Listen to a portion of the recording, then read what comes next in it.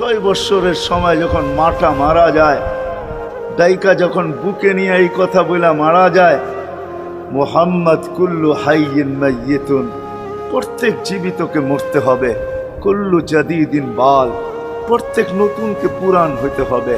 বিদায় বেটা আমি চললাম বইলা জ্বরের ভিতরে জানটা যখন দিয়া দিছেন, হায় হায় আমার মনে হয় আল্লাহ কি করে সইছেন জানি না, এই 6 বৎসরের ছেলে মার বুকের উপরে উঠা মনেহীন কত চিৎকার দিছে।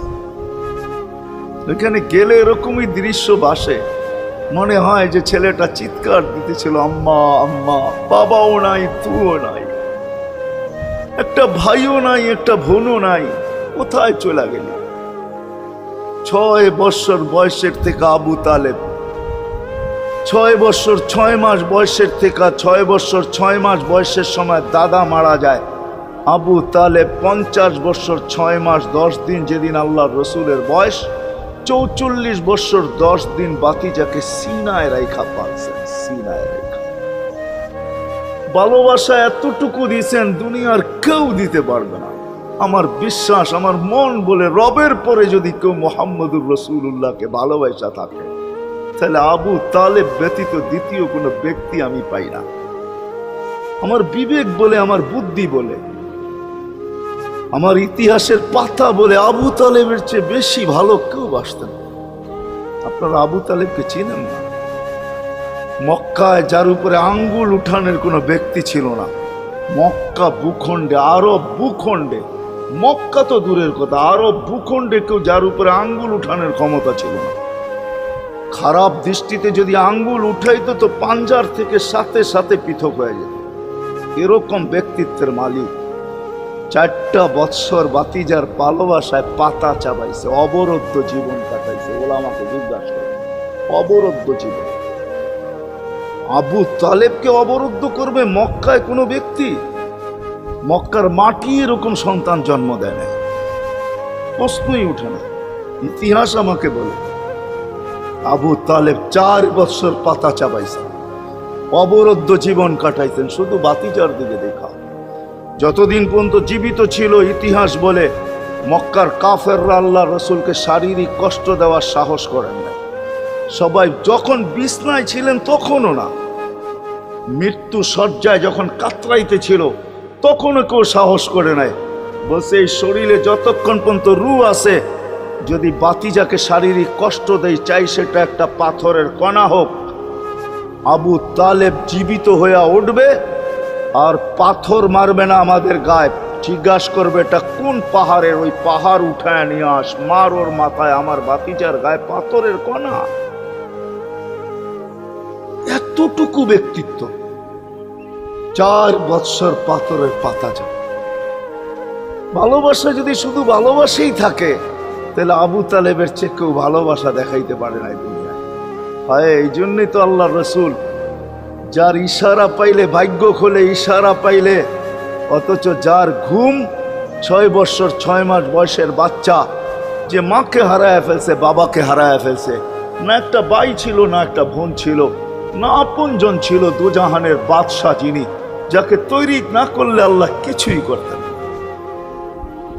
আল্লাহ আদম আলাইহিস সালামকে বলছিলেন লাউলাহু লামা খালাকতুকা ইয়া আদম, আদম ইনি না হইলে তোমার অস্তিত্ব হতো না। তোমার অস্তিত্ব কেন, কিছুই হতো না। কোরআন তো আমাকে বুঝায় ওয়ামা আরসালনাকা ইল্লা রাহমাতাল লিল আলামিন। এই আয়াত আমাকে বুঝায় আল্লাহর রসুলের রহমতের কোষ্টি পাথরে মনে হয় আরশও তৈরি হয়েছে, কুরসিও তৈরি হয়েছে, এর ছোঁয়ায় তৈরি হয়েছে।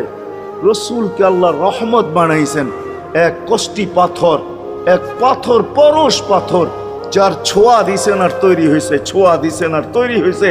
তৈরি যখন সব শেষ, তখন আল্লাহ ঘোষণা দিছেন ওমা আরসালনাকা ইল্লা রাহমাতাল লিল আলামিন। সমগ্র জগতের জন্য আপনি রহমত। ওই মুহাম্মদুর রাসূলুল্লাহর ইঙ্গিত পাইলে ভাগ্য খুলতো, ইঙ্গিত। আবু তালেবের বুকে তো আল্লাহ রসুলের রাত্র কাটছে। ইতিহাস আমাকে বলে, আমার বিবেক বলে, আমার বুদ্ধি বলে, আমার বিদ্যা বলে। আল্লাহ রসুল গুইসাবকে ইশারা করছেন, সে মরাটা জীবিত হইয়া চিৎকার দিতে দেরি করে না, লাব্বাইক ওয়া সাদাইক ইয়া যাইনা ওয়াফা ইয়াউমিল কিয়ামা। গুইসাব বলতেছিল দোজাহানের বাদশাহ ইশারা করতে দেরি, আমার ভাগ্য খুলতে দেরি হয় নাই, কিয়ামত পর্যন্তর জন্য আমার ভাগ্য খোলা গেছে। আল্লাহর রাসূল বলছে এত সুন্দর আরবি বলিস, শিখলি তো শিখলি কোত্থেকে, তোকে কিছু আরো জিজ্ঞাসা করি, লিমান তাবুদ, ইবাদত কার করিস?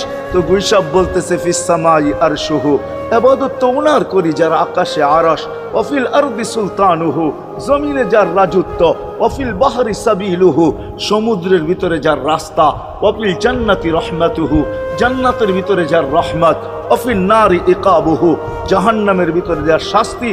বলছে মান আনা, আমি কে? বল না। তো বলছে আনতা রাসূল রাব্বিল আলামিন, আপনি সমগ্র জগতের রবের রাসূল, খাতামান নবিয়্যিন, আপনার পরে আর কোনো নবী আসবে না, আপনি নবুয়তের ঘরের তালা, এই ঘরে আর কেউ ঢুকবেও না, আর কেউ বাহির হবে না, আপনি সর্বশেষ নবী। মান আমানা বিকা ফাজ, যে আপনার গোলাম হবে, আপনার অনুগত্য হবে, শুধু ভালোবাসবে না, আপনার অনুগত্য হবে, তার কপাল আমার মতো খোলা যাবে। ওমান কাযিবা খাবা ওয়া খাসির, যার ইঙ্গিত পাইলে ভাগ্য খোলে। হায় হায়, যার শরীরে টাচ লাগলে ভাগ্য খোলে। আল্লাহ রসুল জুমার নামাজ পড়াইতেন খেজুর গাছের উপরে পিঠ লাগায়া। ওই সময় মেম্বর ছিল না, কে জানি কোত্থেকে মেম্বরের প্রযুক্তি শিখা আসছে। আইসা বলছে ইয়া রাসূলুল্লাহ, মেম্বর বানায়া দেই। আর কতদিন দাঁড়ায় দাঁড়ায় খুতবা দিবেন, মেম্বরে উঠবেন বসবেন খুতবা দিবেন। তো খুদ মেম্বর যখন বানায়া দিছে, আল্লাহ রসুলেরও পছন্দ হয়েছে, দাঁড়ায় দাঁড়ায় আর কতদিন খুতবা দিব। মেম্বরে পা রাখতে দেরি, শুকনা খেজুর গাছ বাচ্চার মতো কাঁদতে দেরি করে নাই। আল্লাহু আকবার। শুধু কাঁদে নাই, সে তো বলতেও ছিল মনে হয় আমার কাছে যে শুধু কাঁদে নাই, বিলাপ করতেছিল সে, কোত্থেকে এই ব্যক্তি আসলো, সে কোত্থেকে মেম্বরের প্রযুক্তি পাইল, আর মেম্বরই বা কোত্থেকে বানাইলো, আমাকে বঞ্চিত করলো তো করলো কেন? আল্লাহর রসুল তার কান্নার আওয়াজে নিচে নেমে আসছেন, হাত বুলাইতেছিলেন, সান্ত্বনা দিতেছিলেন, তোকে ছোঁয়া দিতে থাকবো, পায়ের নিচে রেখা দিব, তোর গায়ে ছোঁয়া দিয়া মেম্বরে উঠবো। আল্লাহর রসুল শান্ত করতে পারেন নাই।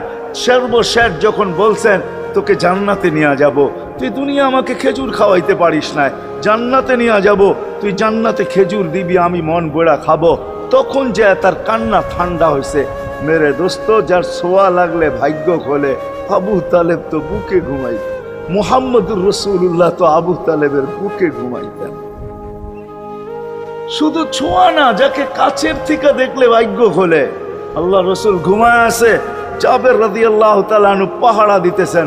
দূরের থেকে একটা গাছ মানুষের মতো হাঁটতে হাঁটতে আসতেছিল, মাথার কাছে দাঁড়াইছে। দীর্ঘক্ষণ দাঁড়ানোর পরে চলে যায় নিজের গায়ে জায়গায় লেগে গেছে।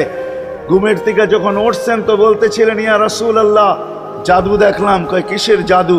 কই গাছটা দূর থেকে আসলো, মানুষের মতো হাঁটতে হাঁটতে আপনার মাথার কাছে দাঁড়াইলো। দীর্ঘক্ষণ দাঁড়ানোর পরে আবার চলে যায় নিজের জায়গায় লেগে গেল। মনেই হয় না সে একবার উঠে আসছিল। আল্লাহর রসুল হাসতেছিল আর বলতেছিল, ও দূর থেকে আমাকে দেখতেছিল, ওর মন ভরতেছিল না।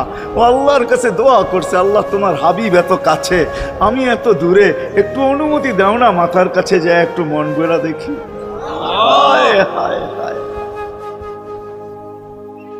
হায় হায়, ভালোবাসার জায়গায় ভালোবাসা থাকলে চলবে না, ওই দিকে নিয়ে যাইতেছি, লম্বা কথা হবে না। কেন আমার মেমোরি, আমার আইসি অনেক আগেই বন্ধ হয়ে গেছে, আমাকে 10টার আগে বসাইতে হবে, তাহলে আমার আইসি ওপেন থাকবে। 10টা বেজে গেল, এরপরে এটা অফ হয়ে যাবে, এটা আর খোলা যাবে না। এই জন্য লম্বা করা যাবে না, শর্টের ভিতরে।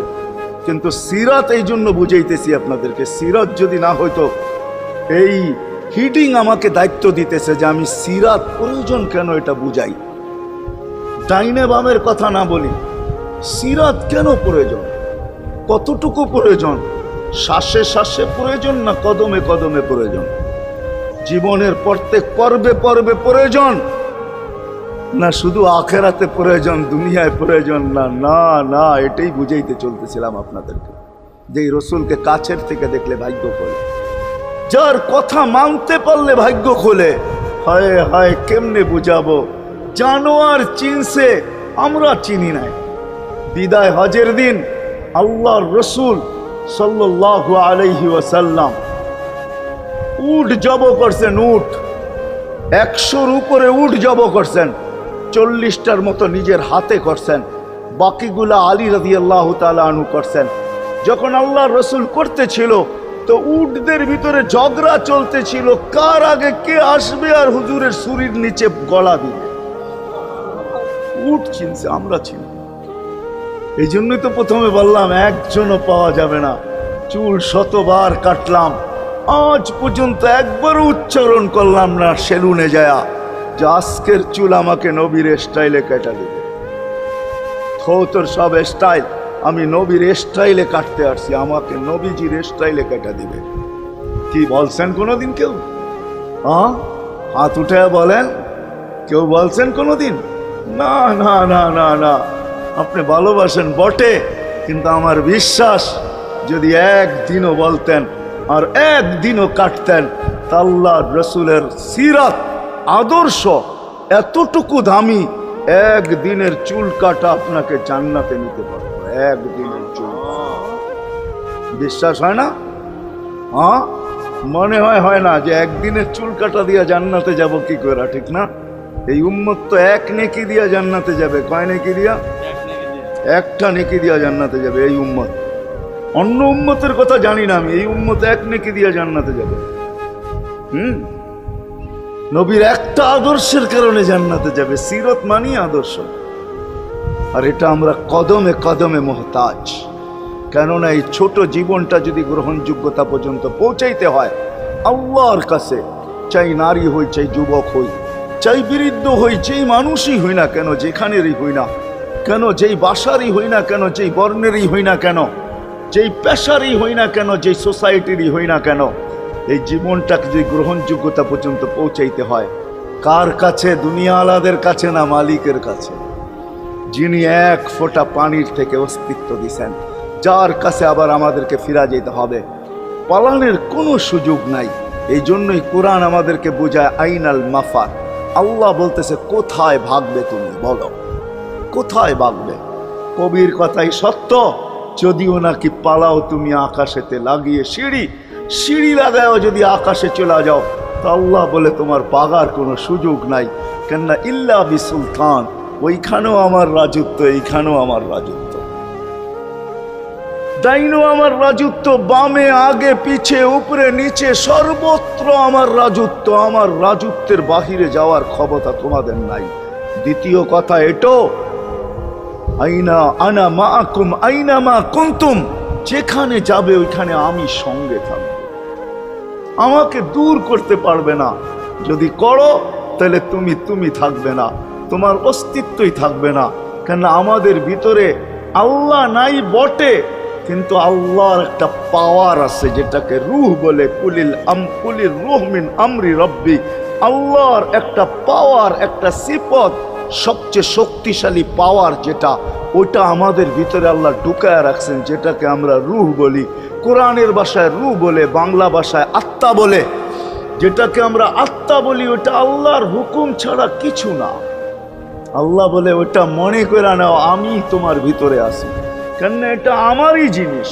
কুলির রূহ মিন আমরি রব্বি, আমাকে পৃথক করলে আর তুমি থাকবে না। তখন তোমার চক্ষু থাকবে আইন লা তানজুর, তোমার চক্ষু থাকবে দেখবে না। উদুন লা তাসমা, কান থাকবে শুনবে না।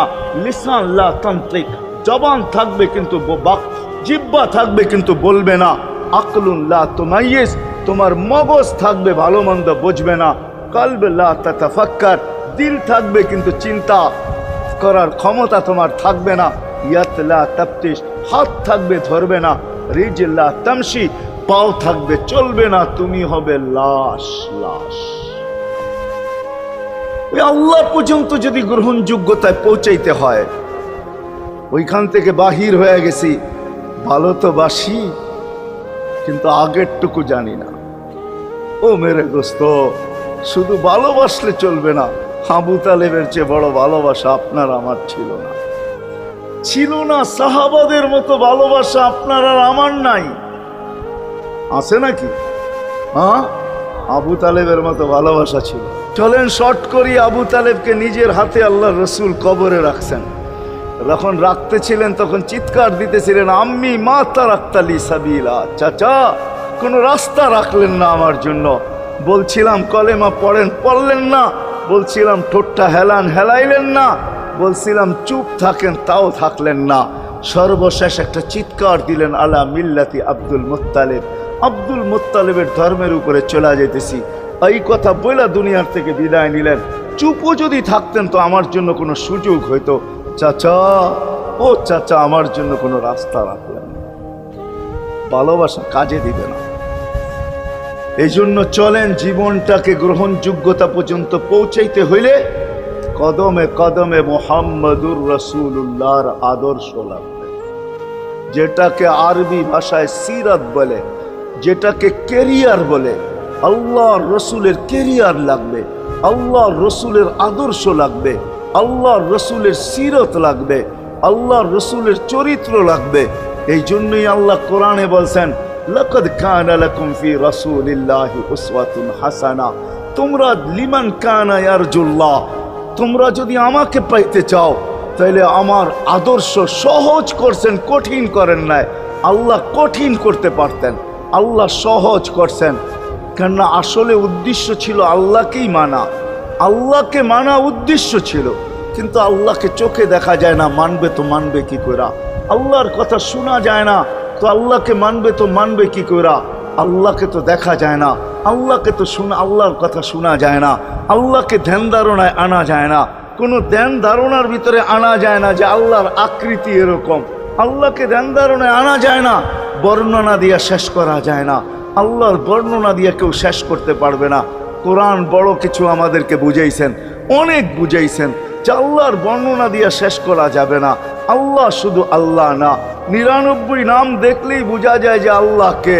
আল্লাহ শুধু আল্লাহ না, আল্লাহ 99টা পদের অধিকারী। বিদায় আল্লাহ ধরা ছোঁয়ার বাহিরে আল্লাহ মানুষ প্রশ্ন করতে পারে, আপনাকে মানবো তো মানবো কি কইরা, পাবো তো পাবো কি কইরা? তো আল্লাহ আসান করছেন যে আমার নবীর আদর্শের ভিতরে আমি লুকায়িত আছি। ফুলের ভিতরে যেরকম ঘেরান লুকায়িত থাকে, আমার নবীর আদর্শের ভিতরে আমি লুকায়িত। নবীর আদর্শ মানতে থাকবে, আমাকে পাইতে থাকবে। এই জন্যই রাসূলুল্লাহর আদর্শ দরকার, সিরাত দরকার, কেরিয়ার দরকার। আর কেন আপনি আদর্শ মানবেন না? জীবনটাই তো আপনার জন্য আমার জন্য ছিল, ঠিক না? চোখের পানি ছিল তো আপনার জন্য, চিৎকার ছিল তো আপনার জন্য, রাত ছিল তো আপনার আমার জন্য, দিন ছিল তো আপনার আমার জন্য। দুনিয়ার কোনো মুহূর্ত নাই যেখানে যে আপনাকে আমাকে ভুলে গেছেন, এমন কোনো মুহূর্ত নাই। আরশে যাইও আপনাকে আমাকে ভুলেন নাই। যখন আরশে গেছে আমার বিবেক বলে ওইখানে হারায়া যাওয়া দরকার ছিল। মুসা আলাইহিস সালামকে আল্লাহ আরশ থেকে নিজেকে দেখানোর জন্য তাজাল্লি দিছেন। শুধু তাজাল্লি, আকৃতি না, তাজাল্লি দিছেন। 40 দিন বেহুশ ছিলেন, 40 দিন, 40 দিন। অথচ বন্ধু দুইজনে পাশাপাশি বসা, কাবা কাউসাইনি আও আদনা ফাদানা ফাতাদাল্লা ফাআওহা ইলা আবদিহি মা আওহা, পাশাপাশি বসা আছেন। ধীর তীর ধনুক থাকলে আপনাদেরকে আমি দেখাইতে পারতাম কতটুকু কাছে হয়েছিল। এরকম কাছে হারায় যাওয়া দরকার ছিল। আল্লাহ যখন জিজ্ঞাসা করছেন কি চাইতে আসছেন, আসআলুকা উম্মতি, এইখানে উম্মত চাবো না তো আর চাবো কি? এই সুযোগ পাবো আর পাবো কখন? এই টেবিলে উম্মত না উঠলে উঠবে কোথায়? এরকম কাছে হব তো হব কখন? এত কাছে পাবো তো পাবো কখন? এত কাছে হব তো হব কখন? এরকম পরিবেশ হবে তো হবে কখন? আপনি এরকম খুশি আবার হবেন তো হবেন কখন? আপনি আমাকে ডাইকা নিয়ে আসছেন, মেহমান বানায়া, আপনি মেজবান, উম্মত চাই। আল্লাহ জিজ্ঞাসা করছে এইখানে উম্মত? তো যুক্তি দিতেছে, আনতা রব্বুল করিম আনা নবিয়্যুর রহিম কাইফা তুদাইয়ু হাদিল উম্মাহ বাইনাল কারীমি ওয়ার রহিম। শুরুতে আপনি, শেষে আমি। শুরুতে আপনি রব্বে করিম, শেষে আমি নবী রহিম।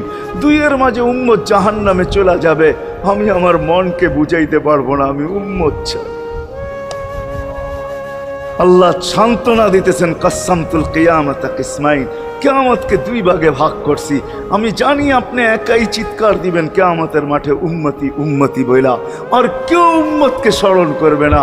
নবীরা তো মাকেও স্মরণ করবে না, বোনকেও স্মরণ করবে না, সবাই নাফসি নাফসি বলবে, আপনি উম্মতি বইলা চিৎকার দিবেন। বিদায় কিয়ামত আপনার আর আমার মাঝে ভাগ, আর কারো মাঝে না। সালতো তা সাফি তো সাফা, ওই দিন আপনি চাইতে থাকবেন, আমি দিতে থাকবো। আপনি সুপারিশ